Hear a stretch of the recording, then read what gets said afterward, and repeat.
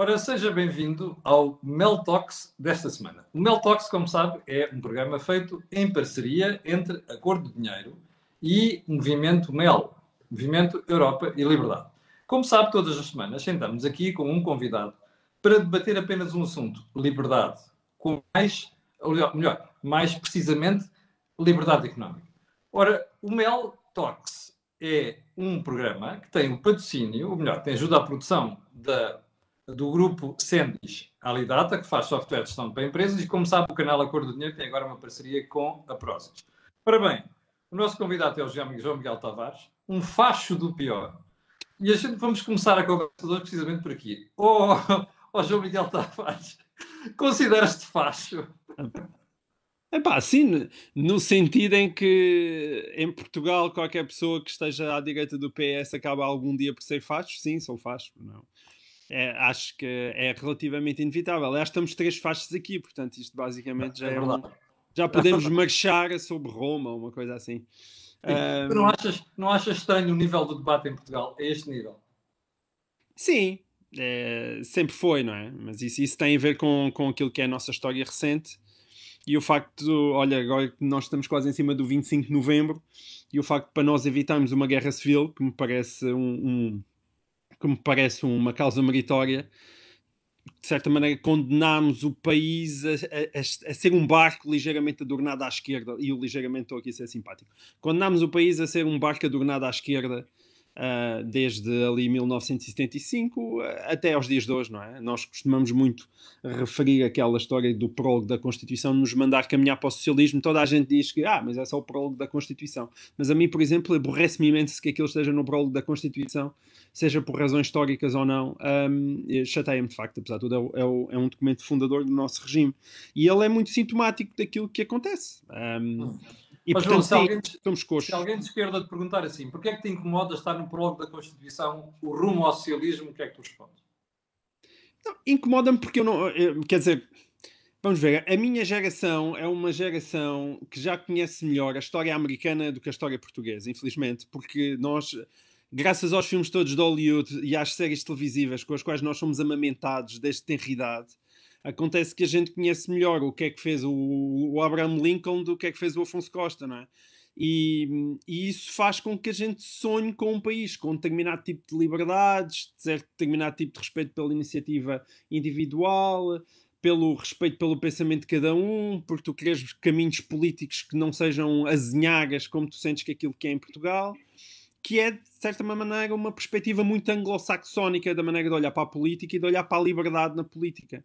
Eu acho que isso é uma questão, em boa parte, é uma questão geracional. E, portanto, Sim, é isto que tu, de certa maneira, tu gostavas de ver no teu país, não é? Pois, mas tu não achas estranho que esta geração que tu dizes que já cresceu a conhecer isso tudo e a ver as séries, ser influenciada pelo modelo americano da justiça, político, partidário, tu não achas estranho que essa geração não esteja a fazer a mudança em Portugal também? Não, porque quem faz a mudança em Portugal eram os tipos que estavam a colar cartazes nas paredes, que vêm da JS e da JSD, que não tinham tempo para estar em casa a ver essas séries. E então acho que ainda foram amamentados por uma cultura muito francófona e muito estatal, que é uma cultura muito mais continental europeia. E porquê é que achas que esta nova geração não invadiu os partidos e as Jotas para mudar aquilo? Porque acho que até agora ninguém sentiu que isso fosse suficientemente importante. Não tens uma cultura cívica com a intensidade que tu tens, porque as coisas vêm todas em pacote, não é? Quando nós olhamos para os Estados Unidos da América, e isso é muito visível, até porque nós estamos condenados hoje em dia, quase a acompanhar com mais intensidade aquilo que se passa nas eleições americanas do que nas portuguesas, e existe ali um borbulhar daquela sociedade, não é? Uma intensidade cívica, o formar associações, as pessoas juntarem-se para irem buscar pessoas a casas para irem votar, todo esse fervilhar, não é? Que é intensamente americano, mas que lá está, tem a ver com aquilo que é a própria história da fundação dos Estados Unidos da América. É um fervilhar que tu invejas, mas que verdadeiramente tu não consegues replicar, porque tu vives numa sociedade que é mais, por um lado, mais individualista, mas individualista só dentro de uma perspectiva quase familiar, ou seja, nós multiplicamos por números familiares, mas temos uma deficiente visão societária da sociedade como um todo. E, portanto, nós protegemos os nossos, não é? Que é o lado, olha, estás a ver? Que é o lado bom da Cunha. Nós muitas vezes olhamos para a Cunha só numa perspectiva extremamente negativa, não é? Eu, às vezes, quando quero provocar os meus filhos, e digo assim, mas espera, mas há um lado da Cunha que significa a Cunha é também o reflexo de uma sociedade em que nós gostamos da avó, do avô, do primo, do tio, do sobrinho, do vizinho, gostamos deles. Essas pessoas próximas de nós, preocupamos mesmo com elas. E, portanto, não é fácil tu vives numa sociedade que se preocupa com o primo, com o vizinho, com a avó, com o tipo, e coitado do filho da empregada, que também é um tipo porreiro e ao qual tu tentas arranjar qualquer coisa, e ao mesmo tempo queres que nós sejamos cegos a todo o tipo de cunhas, de olhamentos e de amiguismos, não é? Ou seja, não é possível ter simultaneamente o nível familiar, a tua vida familiar de Portugal e depois queres ter a competitividade da Suécia, não é? Porque o problema é que chegas na Suécia quando tens 16 anos, metem-te um pontapé no rabo e vais para fora de casa, não é? Também vais aprender a viver sozinho, exatamente. Exato, vais aprender a desenrascar-te sozinho e pronto, e tu aqui tens 30 anos e ainda estás a viver em casa da mãe. Pronto, é só para dar aqui uma perspectiva. Aqui em Espanha, Itália... Aqui em Espanha e Itália, claro, e portanto isso levas com o outro reverso da medalha. Acho que não temos que estar condenados a ser isto. Acho que o ideal é sermos essa coisa, não é? É sermos na nossa vida familiar. Já lá vamos ao que podemos fazer para mudar isto. Mas queria pedir ao Jorge Marrão para se juntar a nós, entretanto. Ok. Bom, antes de mais quero agradecer ao João Miguel Tavares ter aceito o convite do Melo. O João esteve connosco na primeira convenção e é um verdadeiro lutador pela liberdade. Pela liberdade oposta à liberdade oficial, não é? Portanto, porque em Portugal há vários tipos de liberdade. Quando o João estava a falar sobre a Constituição e o rumo ao socialismo, eu acho que a verdade é que nós estamos a cumprir a Constituição. O socialismo estamos a ir para lá e estamos a empobrecer. E, portanto, isso é uma demonstração que o regime realmente é constitucional, na medida em que nós não conseguimos sair desta cepa torta. Mas eu tive quando convidámos, estive a tentar apanhar do que é que tu tinhas escrito no último ano e o que é que tinhas dito no 10 de junho. Sim.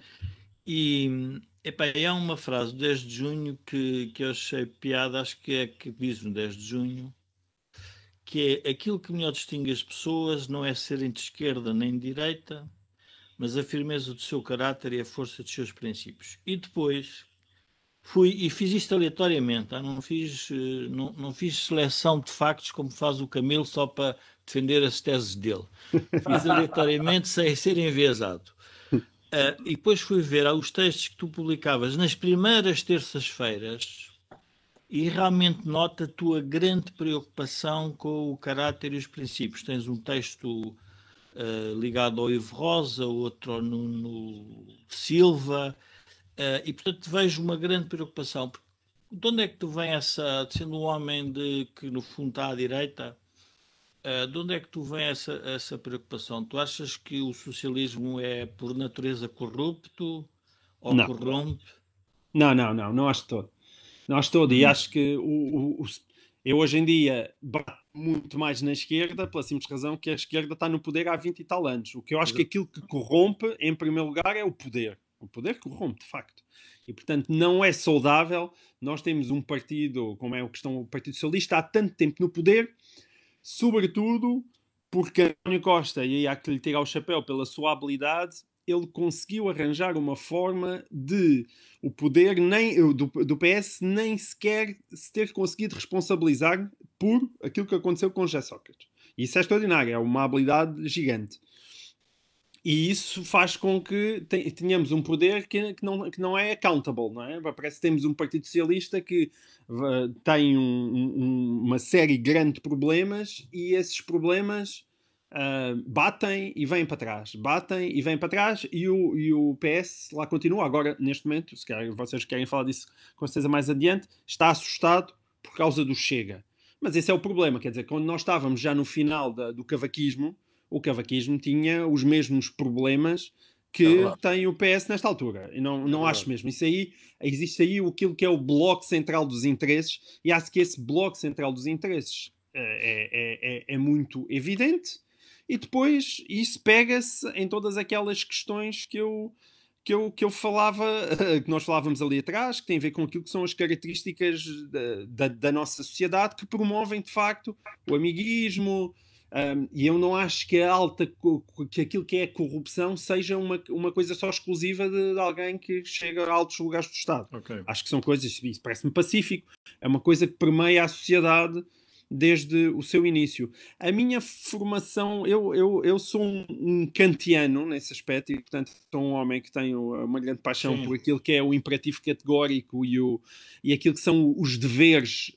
Não és utilitarista, não és utilitarista. Não sou utilitarista. Eu acho que sem esse tipo de enquadramento sério, moral, e das pessoas terem a sua cabeça viradas para aquilo que é um cumprimento do dever, independentemente delas acreditarem ou não que existe uma vida depois desta em que tu serás recompensado pelo bem que fizeste neste mundo. Isso ninguém tem a certeza disso, né? Ninguém sabe, mas acho que para o Homo sapiens conseguir mover-se naquilo que é a nossa sociedade, esse tipo de estrutura moral é absolutamente essencial e verdadeiramente é uma coisa que nos continua hoje em dia a comover. É isso que nos faz chorar quando vemos certos filmes no cinema. É por isso que nós continuamos a admirar as grandes figuras mesmo da política, seja os Lincoln, seja os Martin Luther Kings. Quer dizer, essas pessoas que se conseguiram elevar acima da espuma dos dias e entregar a sua vida a algo de maior. E isso é uma coisa que me comove pessoalmente, que me inspira. E é esse tipo de princípios que eu tento passar aos meus filhos e acredito que é a maneira certa que tu tens de dirigir para uma sociedade decente, sabes? Mas e falta em Portugal...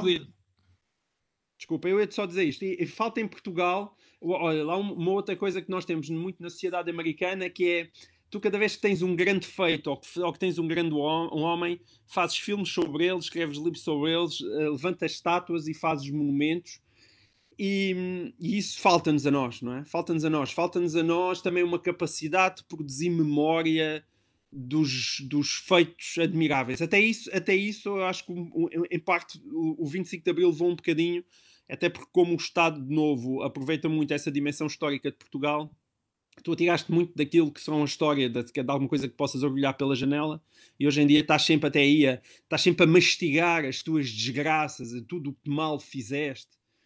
Mas João, mas tu não tiveste tempo mais do que suficiente já para carpir essas mágoas e criares um homem novo em Portugal? Por exemplo, não tenho esses complexos e que... a expressão homem novo é super perigosa, atenção. Portanto, por isso é que eu ponho entre aspas.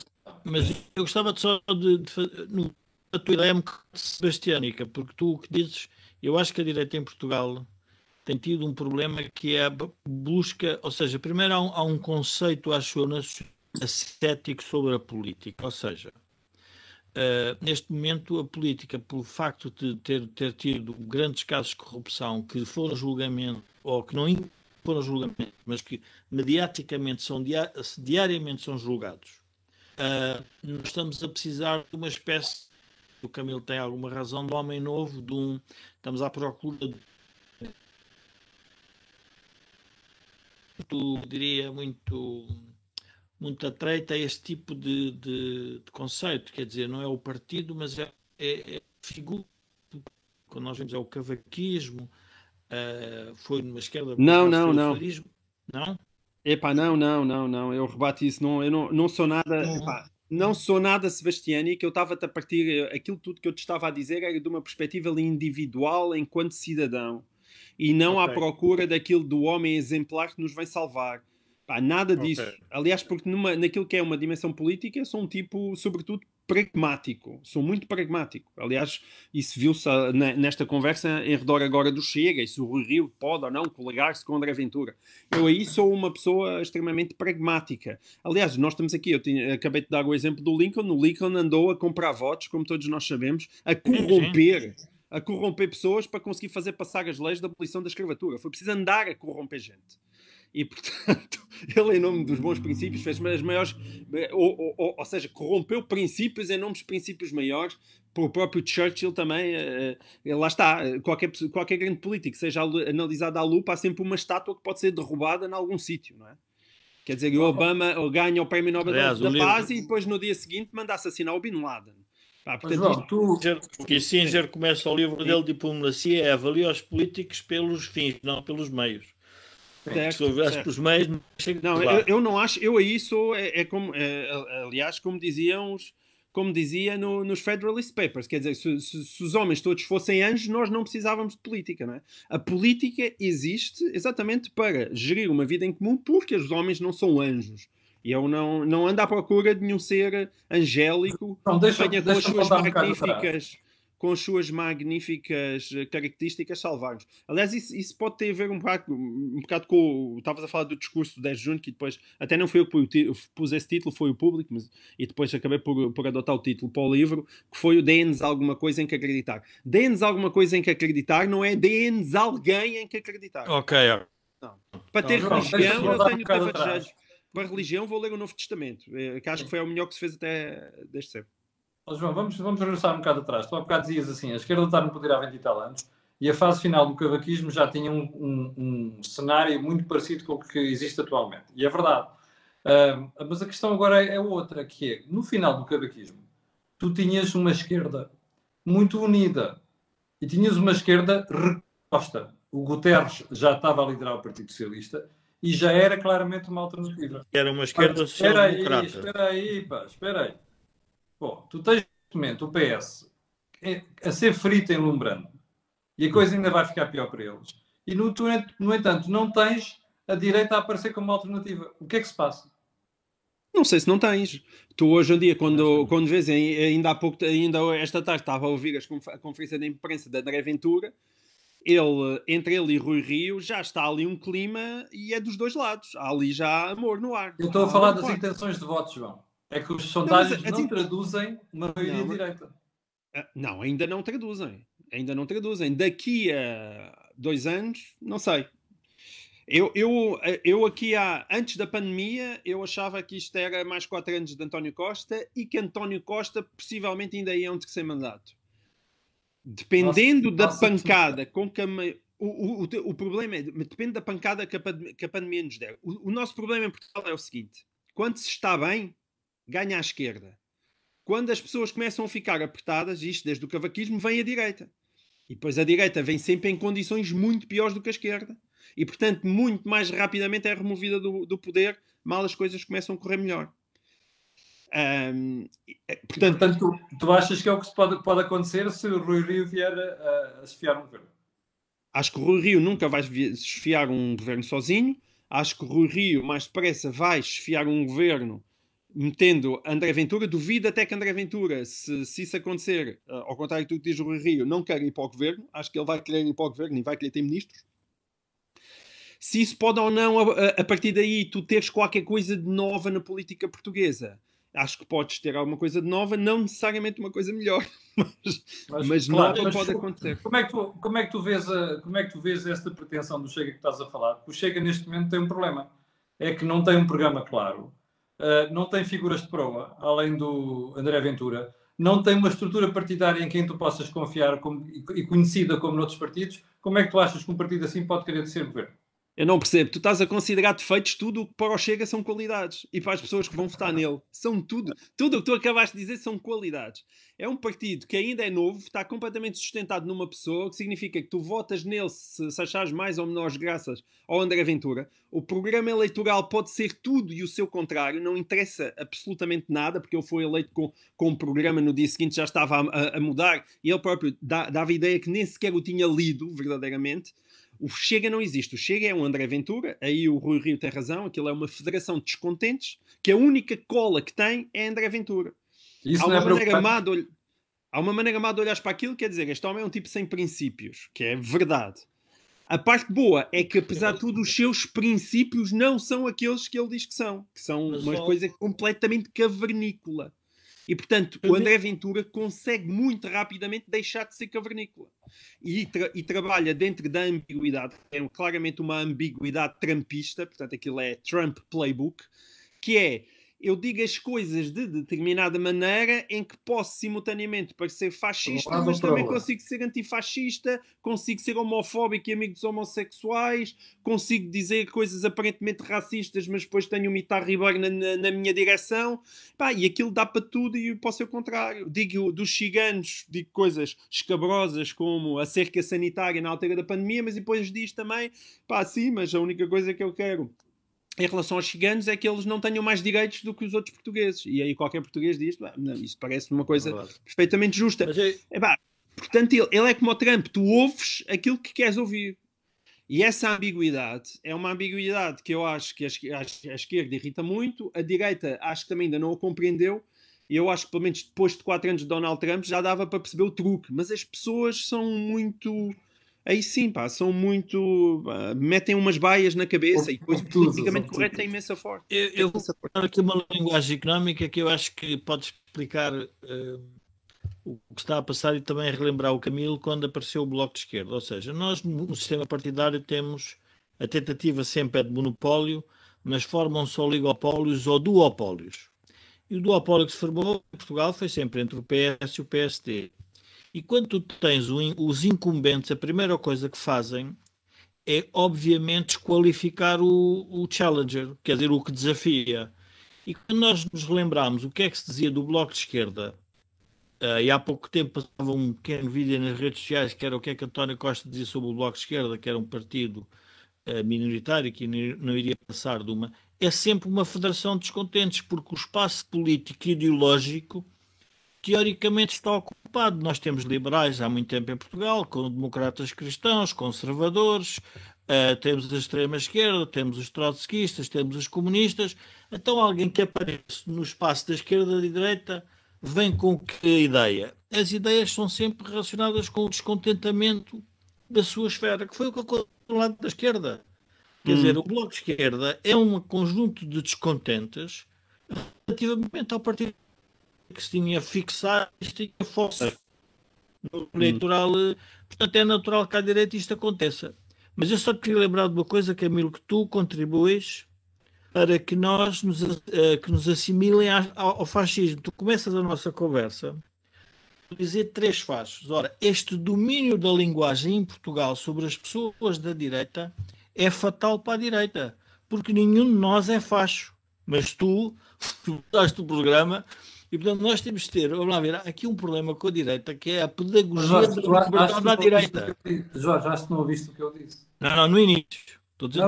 Não, eu acho que até os 3 fachos fui eu que usei. Foi o João que disse. Eu estava a perguntar. Não, mas tu não disseste.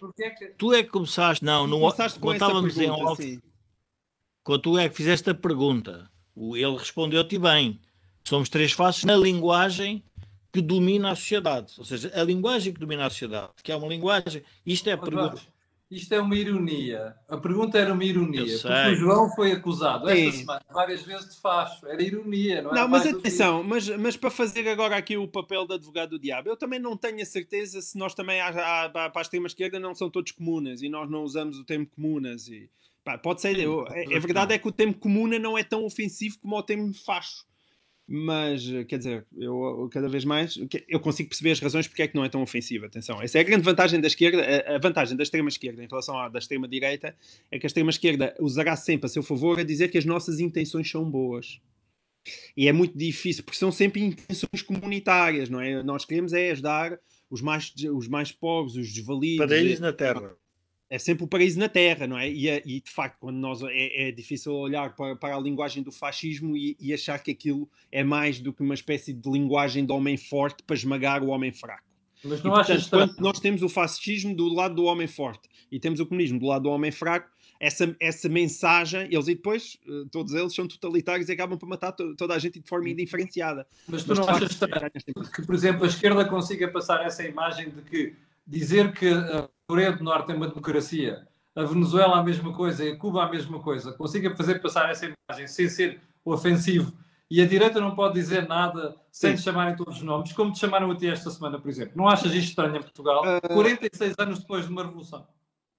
Sim, quer dizer, acho estranho, claro, isso é o início da nossa conversa. Claro que acho estranho, não é? Ou seja, tanto que acho estranho, como eu tenho escrito imenso sobre isso, e sobretudo tentando fazer uma equivalência entre o Chega à direita com o Bloco de Esquerda e o PCP à esquerda.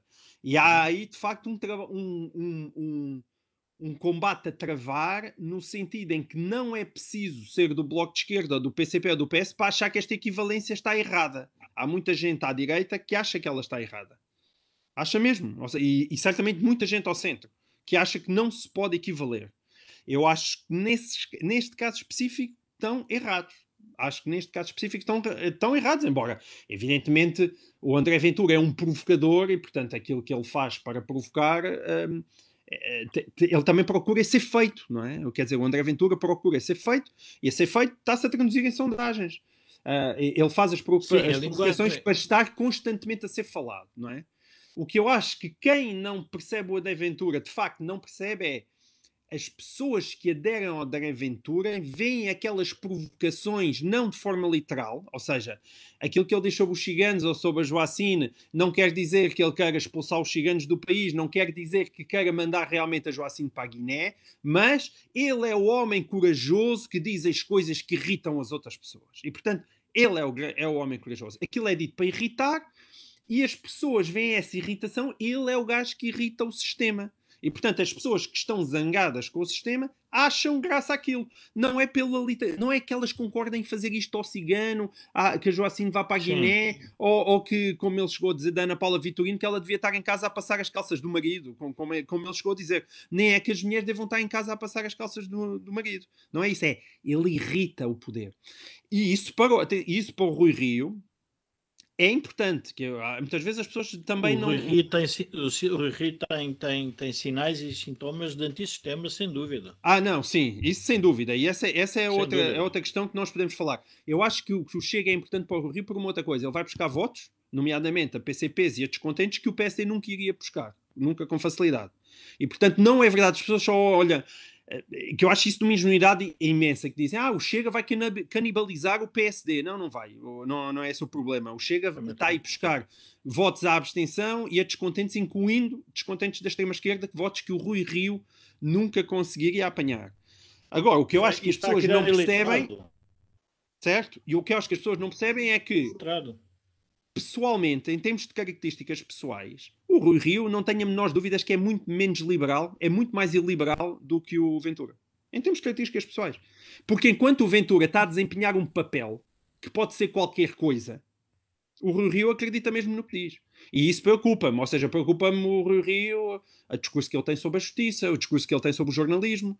A mim, quando eu tenho um líder que bate logo aí nessas duas campainhas, justiça por um lado e imprensa por outro, é logo eu começo-me logo a coçar. Mas, João, isso não é exclusivo da esquerda. Aliás, devo dizer-te que o episódio que nós tivemos há poucas semanas, aliás, que tu foste dos poucos que me defendeste, tenho-te agradecer publicamente. O episódio que tivemos aqui há umas poucas semanas com um governante a sugerir censura aos jornalistas. Isto não é exclusivo da direita. A esquerda faz isto bem. Não é? Não, pois faz, isso sem dúvida que faz. Mas a esquerda tem um discurso, pratica pelas costas, não é? O Rui Rio, o que ele diz as coisas de forma bastante evidente. Eu não consigo perceber, é aquelas pessoas da esquerda que só agora, que parece depois do Acordo dos Açores, é que descobriram quem que o Rui Rio é. É preciso estar muito distraído. E é aí que encaixamos outra vez na questão que é a incapacidade para avaliar, para perceber as pessoas. Isso nunca me há de... eu não sei se as pessoas frequentam demasiado, lá está, seja as direitas caviares e as esquerdas caviares. Não sei se é por elas estarem fechadas num mundo muito pequeno, ali entre o Bairro Alto e o Lux, mas parece que não conseguem avaliar o caráter das pessoas. Para voltar ao Sócrates, aquilo que o Sócrates era, percebia-se há muito tempo. Aquilo que o Ventura é, não é difícil de perceber. Aquilo que o Rui Rio é, não é difícil de perceber. E as pessoas parecem não... Aquilo que o Bruno Carvalho era, também não é difícil de perceber. Eu não percebo como é que tu te enganas no Sócrates, te enganas no Bruno Carvalho. Estás-te a enganar em demasiadas pessoas. Mas há uma diferença entre estas esquerdas e as direitas extremadas que é importante. A esquerda tem um discurso sempre entre o opressor e o oprimido. Uhum, E, portanto, ou é o homem com a mulher, ou é o branco com o negro, ou é o... Bom, e a direita tem um discurso segregacionista. A direita encontra sempre tribos. A direita nessa matéria é sempre mais tribal. Tribal no sentido em que tem que enfrentar a tribo que está a dominar o momento. Ou que está a criar problema à comunidade. Porque, e aí é que é o problema central. Porque e aí, contrariamente ao, se calhar, ao, e como eu também vivi muito em Porto Alegre, eu também, na Freia Amadora Reis também tive, só que eu mais velho, portanto, saí mais cedo. As Foi a pessoas que sério? vivem. Sim, sim, eu vivia na Freia Amadora Reis, portanto, estás a ver, isto, Epá, eu muito saí bem. em 79. Somos Sim, em vizinhos 79 então. Então, ó, mesmo em 79, fomos acho que vizinhos. eu não estava na Freira do Arraes. Não, é capaz de já lá estar, que tinha acabado de chegar. Então, olha, Não, pá, eu soube que tu conheces pelo teu discurso e percebi que tu tinha que escrever no discurso, e então lembra-me. Mas a direita, sendo mais segregacionista, ela tem um sentido de proteção da comunidade. E o que é que acontece? E muitas vezes percebe-se que aquele ataque a uma, diria, a uma tribo é para paz dentro.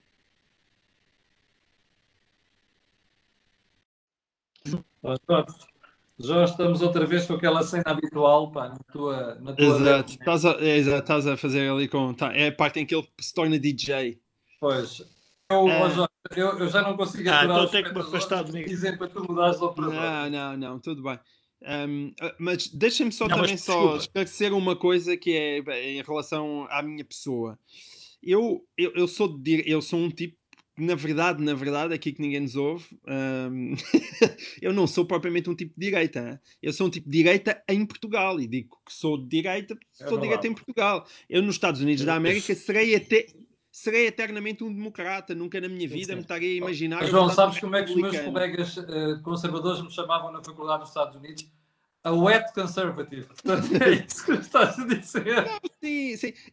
Quer dizer, eu cada vez mais o sexto discurso que é, epá, cada vez que me vem com a esquerda e a direita, eu primeiro pergunto, em que época? Primeiro, em que época? Eu gosto de acreditar que em 1950, em Portugal, eu seria um tipo de esquerda. A figura do Salazar, eu tenho por ela uma repugnância bastante extrema, no sentido em que ele tem as piores qualidades, tem qualidades que eu odeio profundamente e nem sequer estou já a ir para as questões das PIDs e das não PIDs, que é aquele lado paternalista, o paternalismo do Dr. Salazar, do homem que queria velar por nós e que queria tomar conta de nós, é uma coisa que para mim é insuportável. Ó, João, Insuportável. mas o socialismo faz o mesmo. Não, pois faz, claro. Agora é o O Estado, mas é a Costa mesma faz o coisa. mesmo. Não, Todo mas claro. socialista faz o mesmo em Portugal. Sim, sim, agora É a nossa É o luta. Estado que cuida de ti. É o Estado que cuida de ti. Por isso, nesse lado, eu de facto sou um liberal. Agora, nos Estados Unidos, eu estaria a lutar, sei lá, pelo Obamacare, porque eu achava, evidentemente, que o sistema de saúde americano aquilo era uma barbaridade para as pessoas mais desprotegidas. E, portanto, sinceramente, para mim, esquerda e direita é como no chuveiro abrir a água quente e a água fria. Tu às vezes precisas de mais água quente, outras vezes precisas de mais de água fria. Às vezes tu precisas um bocado mais de esquerda, às vezes precisas um bocado mais de direita. Portanto, eu, na verdade, sou um tipo de centro pragmático. O que é que um tipo de centro em Portugal, tendo em conta que o país está tão adornado à esquerda, faz com que eu pare que depois, lá está, que acaba a ser chamado de facho. É uma coisa perfeitamente ridícula. Aliás, quem, por exemplo, olhou para o discurso de 10 de junho, as pessoas às vezes pareciam, mas espera, isto não parece bem um discurso de um tipo de direita. Epá, não, aquilo é um discurso Não, bom preocupado com discurso. elevadores É um bom. sociais, é uma preocupação constante minha. Isso é A sério. questão do elevador social, a questão do acesso às oportunidades, a questão de teres uma escola pública decente que não é. Epá, quer dizer, eu consigo ir-me a sentar ao lado de qualquer pessoa de uma esquerda moderada e entendermos sobre 500 assuntos. 500 assuntos. Porquê é que aceitaste o convite de Marcelo para presidir às cerimónias do 10 de junho? Bem, primeiro porque acho que não havia nenhuma espécie de razão para não aceitar. Era uma coisa que primeiro eu fiquei muito desconcertado. Vindo de ti, estava à espera de melhor explicação, confesso. O quê? Não havia nenhuma. Não, mas essa é a melhor de todas. Porquê é que eu não havia de aceitar? Primeiro, era uma oportunidade de tu, em público, expores as tuas ideias. Era uma oportunidade de tu discursares, de fazer um discurso decente, coisa que eu raramente encontro em Portugal, porque acho que as pessoas não sabem fazer discursos. E era uma oportunidade de chatear imensa gente que achava que eu não tinha qualquer espécie de dignidade para estar ali, o que era uma ótima razão também para aceitar. Pá, e só de Isso pensar parece uma boa razão. Isso, parece só de uma... pensar na quantidade de pessoas que ficaram irritadas com aquilo, não havia porque isso limitou-te na tua análise e crítica em relação à função presidencial, por exemplo? Epá, isso é uma crítica completamente legítima, tal como quando eu levo os miúdos Não, é uma para pergunta, ficar. é uma pergunta, é uma pergunta. Não, mas eu ia dizer, acho que isso é uma pergunta perfeitamente legítima. É como quando eu levo o António Costa para ficar com os meus filhos. Isso influencia ou não o que tu escreves sobre o António Costa? Pá, é um risco que tu corres. É evidentemente que tu tens ali uma proximidade. Eu evito imenso pessoalmente ter proximidade. Eu não vou Claro, muito a fazes bem. almoços, nem pequenos almoços, nem coisa. Mas isso sabes que é? Porque eu sou um tipo muito sociável. Gosto das pessoas. Depois custa-me imenso quando vou escrever sobre elas a dar-lhes pancada. O ideal não era isto. O ideal era eu ir almoçar com elas, estar nas tintas e dar-lhes pancada na mesma. E estás Mas e espacado. depois o que eu sinto é que começo a vigiar os adjetivos. Pá, e depois começas a... Epá, tá bem, tu criticas, mas já não criticas da mesma forma. E isso pode acontecer com o António Costa, pode acontecer com o Marcelo. Ah? O Não, quê? não se consegue ouvir, Jorge. Essa Pois está a dizer que coisa tu, a ti Camilo, não aplica. podias... Camilo, tu não podias almoçar com ninguém. Acho que é isso que ele está a dizer. Pois, Jorge, paciência, pá, paciência. É, Bom, mas sim, mas Eu isso tem a ver queria, com eu aquilo que queria são as dizer características de cada um. ao João que é o seguinte: penso que era o objetivo. Há um problema na sociedade que é alguém se posiciona em política, há sempre essa pessoa à direita. E, portanto, a linha da esquerda da direita ela é histórica. Ele dizia que só havia vamos lá ver, só havia uma ideologia que podia ser ao mesmo tempo de esquerda e direita, que é a liberal, porque é a que aceita as diferenças e por isso Claro. é que as pessoas que têm tendência para o liberalismo são pessoas que não são tão preocupadas se é de esquerda ou de direita, obviamente os que são de direita afirmam, os de esquerda, mas vivem num contínuo que pode variar conforme a Certo, situação. E por isso é certo. que nós temos dificuldade em aceitar, e essa é a parte difícil. O PS, por exemplo, era um partido frentista de direita,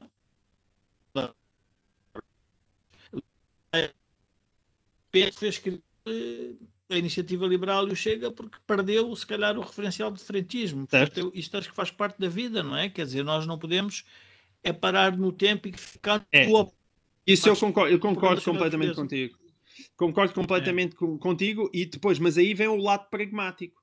Quem ouça esse tipo de discurso dirá de seguida que é, epá, então, com esse tipo de discurso, no qual eu me revejo completamente, tu dirás, epá, então, desculpem lá, o PSD nunca se pode aliar ao Chega, e então tu escreves aquele abaixo-assinado como o abaixo-assinado dos 54. O que é isso numa perspectiva idealista, se tu só olhares para aquilo que são os princípios, sim, é verdade, porque eu tenho mais a ver, sei lá, olha, para dar agora, tenho mais a ver com o Sérgio Sousa Pinto do que com o André Ventura, Claro. certamente. E então, porque é que pode acontecer nas próximas eleições que que eu e Sérgio Sousa Pinto sejamos condenados a votar em lados diferentes da barricada? Aí vem o pragmatismo e vem aquilo que são as condições específicas de Portugal neste momento. Aquilo que me custa muito naquele abaixo-assinado é, para além daquilo que é uma mera manifestação de princípios com os quais eu estou, de um modo geral, de acordo, ele é completamente cego à realidade política atual. E eu, se compreendo isso da parte de ideólogos e de intelectuais, consigo perceber mal que no manifesto se juntem intelectuais com políticos, ou seja, gente que sabe o que é a luta pelo poder, todos juntos no mesmo manifesto, porque eu não percebo como é que eles todos ali podem ter as mesmas intenções, porque aquilo não faz sentido. Ou seja, para quem é político e que vê, evidentemente, a política, não vale a pena tu seres político se não tiveres a ambição de chegar ao poder. Isso é apenas uma espécie de manifestação básica de intenções que tu também podes fazer a escrever jornais. Não precisas estar a dar o teu trabalho de estar num partido. Porquê é que estão lá tantas pessoas de direita? Porquê é que Porquê é que estão lá tantas pessoas de direita no manifesto? Porquê é que estão tantas pessoas de direita? Eu não sei. Eu acho que é assim. Acho que partes delas, provavelmente, mas elas falarão e podem ter ido ao engano neste sentido. O manifesto começou a ser escrito, se calhar, um mês antes, e tu achavas que naquele manifesto estavas a falar sobre os Estados Unidos da América, e então, se aquilo de um lado fosse Joe Biden e Donald Trump, pá, não tenho nenhum problema em subscrever aquilo. O que é que depois o manifesto é publicado menos de uma semana depois do Acordo dos Açores. E isso faz com que o manifesto reflita aquilo que é a realidade nacional e não uma espécie de só de soltares para o ar princípios vagos com qualquer pessoa liberal esteja de acordo. E, portanto, parece um ataque àquilo que é o acordo nos Açores. E isso, para mim, a meu ver, na prática, não faz sentido. João, há um tema que vale a pena na questão do manifesto, porque na lógica dos descontentes, eu como presidente da Liberdade, queria, no fundo, acomodar tudo o que eu na lista, e que obviamente somos criticados porque éramos de direita, e o Chega chamou-nos que éramos do sistema, depois no ano a seguir o Chega portanto, estamos mudando de acordo com os interesses partidários, que é uma coisa que não nos interessa dentro do movimento. O manifesto que eu vejo é uma federação de descontentes com o atual sistema partidário à direita, ou seja, aquelas pessoas não estão-se a rever nem no PSD, nem no CDS e nem no Chega, ou seja, há ali uma ideia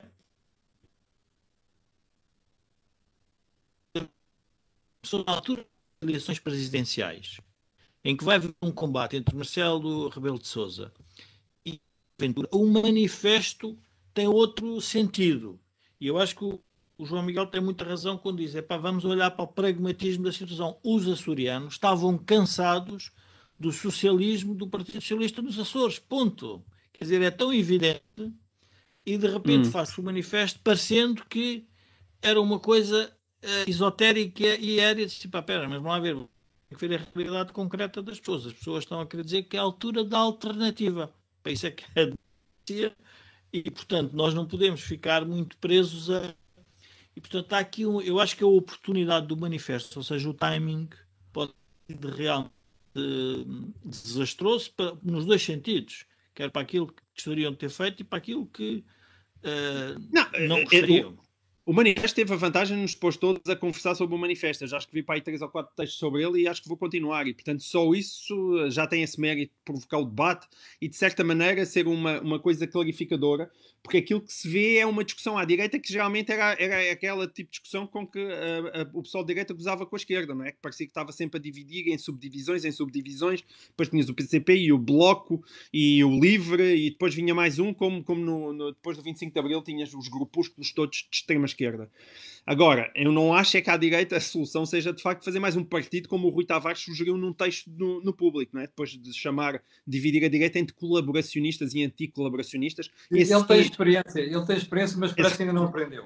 É isso mesmo. Aquilo a ele correu-lhe tão mal que deve ser por isso que ele está a desejar a mesma coisa à direita. Porque ele já sabe que só pode correr mal. Era o que faltava agora, depois da iniciativa liberal, do Chega, do PSD, ainda assim não chegar, ainda vem mais um.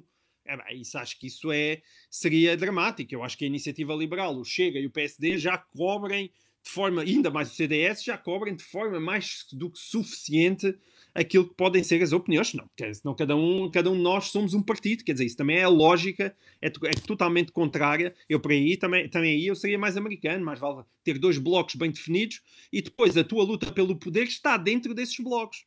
Aliás, eu acho que essa é a intenção do próprio Mel, não é? Vocês querem... A luta pelo poder devia estar dentro do PSD, mas as pessoas, quando se zangam com o Rui Rio, não saem do PSD, continuam a lutar para que o próximo presidente do PSD não seja o Rui Rio e seja um Passos Coelho ou uma perspectiva mais liberal. O problema é que os partidos políticos não têm nem gente, nem capacidade intelectual, nem dinâmica, porque são pequeninos, não é? Têm muito poucos militantes e, portanto, dentro de si também não conseguem. É uma espécie de winner takes all, verdadeiramente aí a americana, que é, eu ganhei e acabou, parece que tudo o resto morre. O Rui Rio ganha as eleições, todos os gajos que são passistas são corridos. E é coisas, sei lá, isso faz-me um bocado de confusão, francamente. Sei lá, para falar de pessoas que pertencem ao Mel, um tipo como o Miguel Morgado, não é? Que é muito vocal. O PSD devia-se dar ao luxo de ter um tipo como o Miguel Morgado fora do Assembleia da República. O Rui Rio tem gajos, assim, são assim tantos gajos no Parlamento. E é esse tipo de mal perder, esse tipo de falta de... Quer dizer, quase todos fazem isso, não é? Mas custa-me verdadeiramente. Eu acho que aí tem que haver uma cultura maior, uma cultura democrática maior, coisa que, aliás, Rui Rio tenho dúvidas que tenha. Não votar nas lutas dos partidos, que aquilo, no fundo, é para debatermos o Estado como... Certo. E a criação de think tank, Para mim, tudo aquilo que são iniciativas da sociedade realmente civil é ótimo. Nós precisávamos, idealmente, no mundo ideal, ter um envolvimento maior, um envolvimento de base, as pessoas nos seus bairros sentirem que podiam intervir de alguma maneira. Quer dizer, era uma intervenção política que tinha começado desde as bases. Nesse sentido, a gente precisaria, de facto, de uma Quarta República. Por exemplo, nós estávamos há pouco a falar de Porto Alegre, não é? Conhecemos os dois... Para mim, já para não ir para os casos de corrupção e do estado do sistema de justiça em Portugal, parece-me uma calamidade, não é? E, talvez o problema mais grave hoje em dia do sistema português. Mas mesmo que querendo isto de lado, uma coisa que eu acho que qualquer pessoa podia perceber, faz sentido eu viver num distrito como em Porto Alegre em que eu só posso eleger 2 deputados.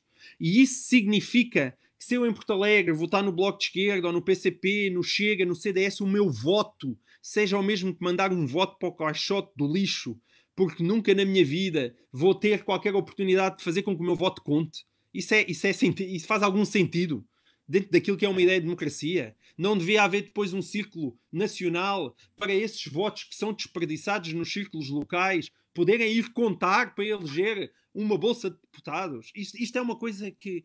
eu acho que qualquer pessoa que se explique isto não é difícil de perceber. Não, o número é desde os anos 80 e a esquerda sempre recusou um círculo nominal nacional. Camilo, o número é assustador. Um deputado da Iniciativa Liberal para ser eleito são 60 mil votos, um deputado do PS ou do PSD são 20 mil. Pois. É uma grande diferença. 3 vezes mesmo. Mas isso interessa ao PSD e ao PS. Não querem mudar por causa disso. Essa discussão vem desde os anos 80.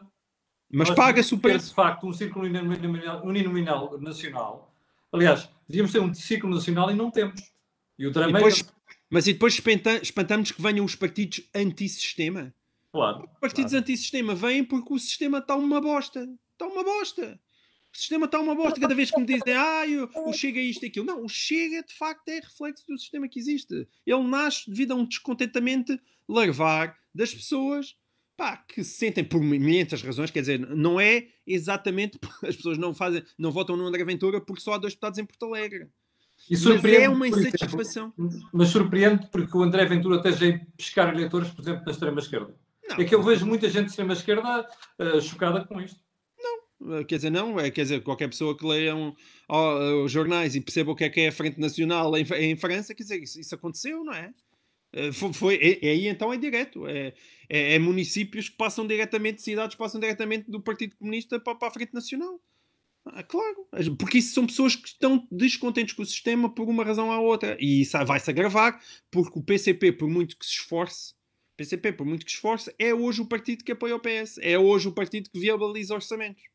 E portanto, se ele for um tipo que esteja mal, desgraçadamente, profundamente insatisfeito com a minha vida, eu não vou votar no Jerónimo de Sousa, vou votar no André Ventura. Portanto, esse salto de eleitorado, acho que vai acontecer. O que é que tu achas que leva deixa-me só dizer, eu perguntar, Camilo, agora faço uma pergunta aqui, também sou jornalista para variar.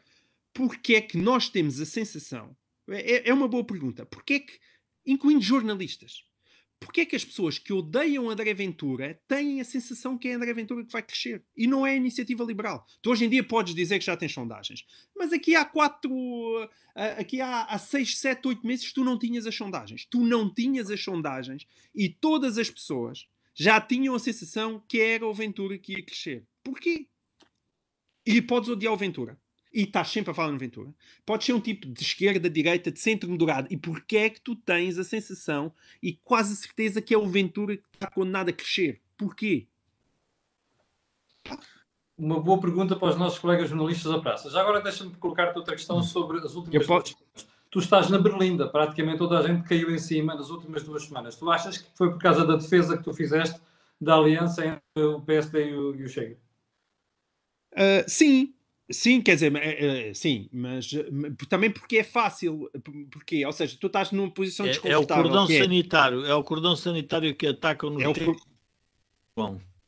Sim, não, mas quer dizer, eu também já estou habituado a isso. A gente já, tu, Camilo, tu és doutorado nisto também, quer dizer, É verdade. já passámos por isso na altura do passo escolha, eu falei-me vá pancada, que ainda era mais desagradável, porque aí estava numa posição mais desconfortável, porque aí estavas a defender pessoas que estavam no poder e a dizer, olha, mas eu acho que o que ele está a fazer é necessário, o que verdadeiramente para quem escreve na opinião é mais desconfortável.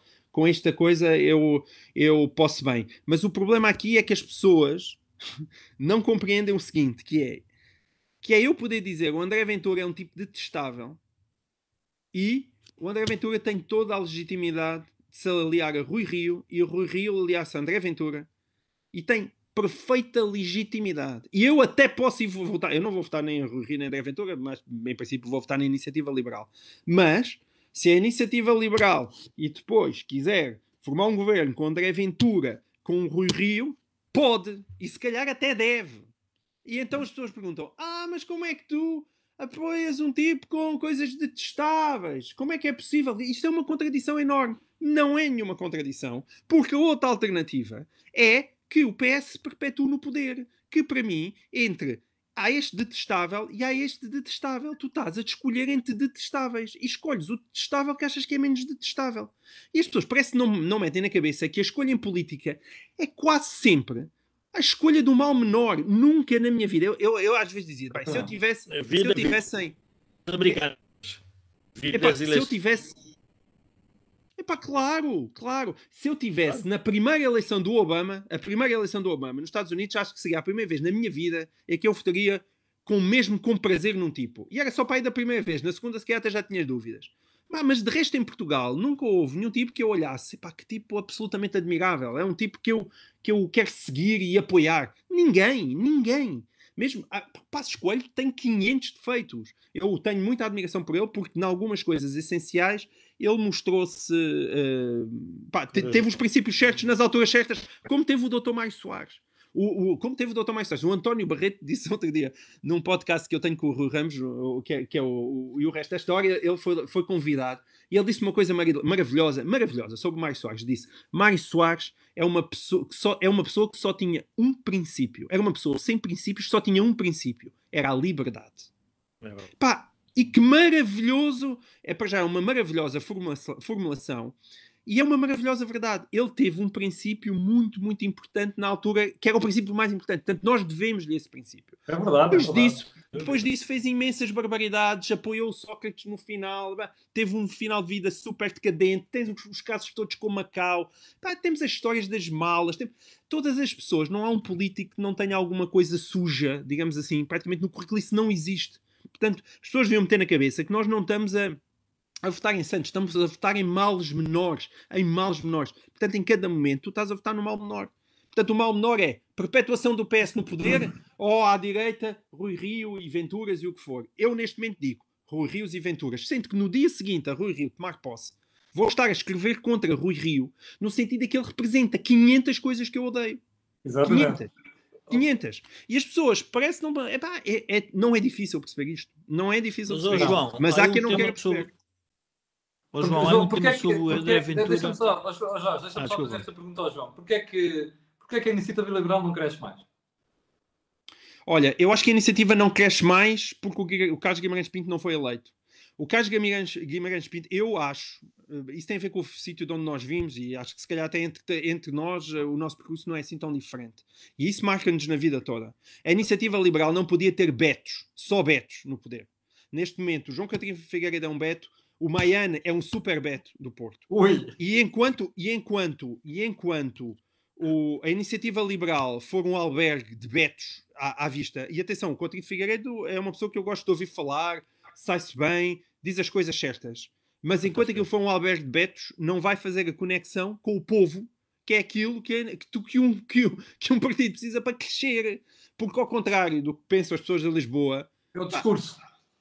Que isto não é o Lux e o Bairro Alto e as redes sociais e o Twitter. O circuito Twitter, Bairro Alto, redes sociais, é um circuito que nos entretém a todos e a mim também.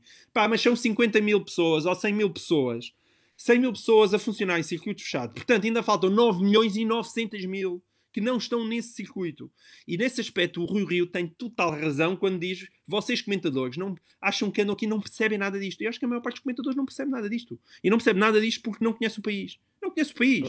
Nasceu, no modo geral, no meio das elites lisboetas, que são meios muito fechados, e portanto não conhece as pessoas às suas voltas. Atenção, eu estou a criar betos, só para se perceber. Eu tenho 4 filhos e tenho 4 betos. Estou a criar betos. Eles andam em escolas públicas, mas andam em escolas públicas nas avenidas novas. E eu fico fascinado. Um tipo como eu, que vem de Porto Alegre, pá, eles conhecem-se todos uns aos outros. Eles estão em escolas públicas, mas conhecem-se todos de Instagrams, de festas, não sei o quê. Conhecem todo o circuito. Olha, das tiraste-me as escolas palavras de da Lisboa. boca em relação aos meus filhos, João. Pronto, somos todos, pá, claro. Mas, a prova da nossa ascensão tema... social é que os nossos filhos são betos. Eu gostava de que André Ventura, porque eu acho que nós estamos a confundir a maneira como o João expressou sobre André Ventura. Há uma... Jorge, vê lá aí a ver. Estás a dizer assassinato de caráter do Ventura, foi isso? O que eu quero dizer é o seguinte: há uma Ventura. Ou seja, a questão de criar um gay, por exemplo. Jorge, não se consegue perceber, Jorge. Jorge, corta a imagem, porque não se consegue ouvir, Jorge. Sim, pode experimentar, Jorge. Tenta cortar a imagem e ver se o som vem melhor. Cortares a imagem, se quer... Diz. Não se consegue ouvir nada. O que eu estava a dizer era o seguinte: o assassinato de caráter do André Ventura é perigoso porque quem tem com ideias antissistema parece que tem um problema de caráter. Outra coisa são as ideias abomináveis, e que nós já referimos várias vezes, que ele propala e que aí temos que todos criticar. Ou seja, há uma mistura na política portuguesa que é muito perversa, que é a partir do momento em que alguém é antissistema ou não faz parte, se quisermos, da normalidade, de repente tem uma... Eu nunca mais me esqueço, há uma época, eu e o Camilo, recorda-se, há uma época em que o professor António Borges torna-se conselheiro, diria, especial ou quase privativo Pedro Passos Coelho, e eu cheguei a ver professores universitários portugueses a porem em causa o currículo académico do professor António Borges. Ou seja, a política portuguesa, em vez de se transformar num debate de ideias, não, transforma-se num debate de pessoas e de egos e portanto tudo isto mata no fundo... Mas Jorge, acrescenta ao Durão Barroso, por exemplo. O Durão Barroso é um tipo que não consegue já ser nada neste país em termos políticos. Exatamente. Não, é verdade, é verdade. Portanto, este é um tema... João, tenho aqui uma pergunta para te colocar. Nós estamos a aproximar do final do programa.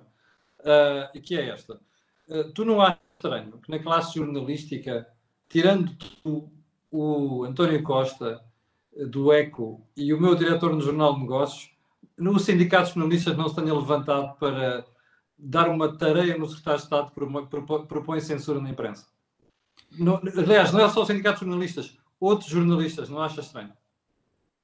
Epá, mas, ou seja, se não tivesse acontecido contigo e tivesse acontecido com outra pessoa. Ou seja, o problema não é o Camilo Lourenço, o problema é a sugestão de censura. Não, mas o problema aí é que é o Camilo Lourenço.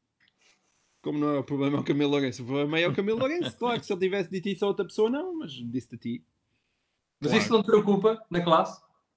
O não haver uma verticalidade de princípios que, independentemente de quem está em causa, defenderem a liberdade jornalística? Epá, sim.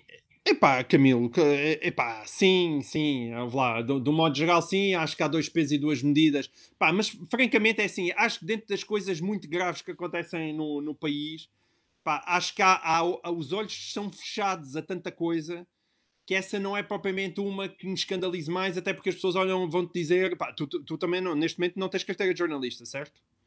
Portanto, eles vão dizer, pá, o Camilo Lourenço não tem carteira de jornalista. Mas a questão não é a pessoa em causa. A questão é propor... Repara-me, a questão não sou eu. É estar a dizer aos jornalistas, aos meios de comunicação social, que têm que fazer censura. Esquece a pessoa. Isso é que me preocupa. Isso é que me preocupa não ver outras pessoas defenderem.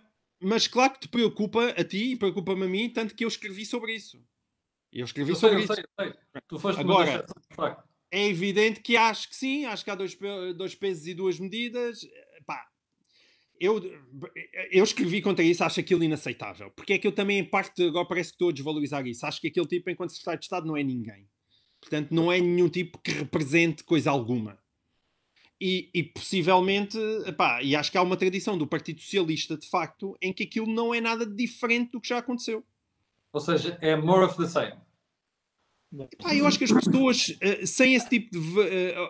aquilo é um tipo que te manda as pessoas fazerem-te uma coisa que, de um modo geral, até porque hoje em dia a tua vida é sobretudo uma vida, aí sim, com as maravilhas das redes sociais e da net, é uma vida em que tu estás dependente mais de ti próprio do que qualquer patrão, portanto isso não te influencia. Estás a ver porque é que eu sou tão independente hoje em dia, precisamente? Claro, mas ouve lá, mas é por isso que qualquer um de nós luta, pá. Eu também hoje em dia tenho 3 ou 4 empregos exatamente para ter a liberdade de poder prescindir de algum sem a minha vida desabar. E isso é uma coisa que dá uma segurança gigantesca, embora eu não possa queixar absolutamente nada, nunca fui corrido de lado nenhum por qualquer espécie de perseguição política, pá, não.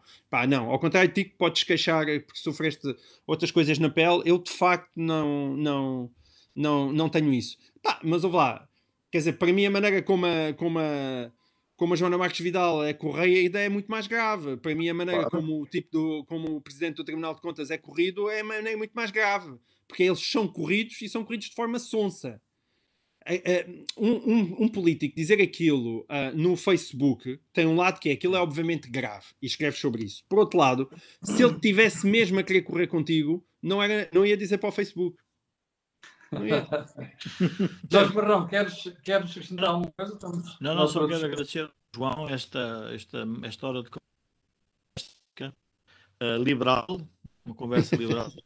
Cada um exprime aquilo que acha que vai na alma, sem grandes tabus, nem nenhum tipo de presunções, e dizer que continua a contar com ele.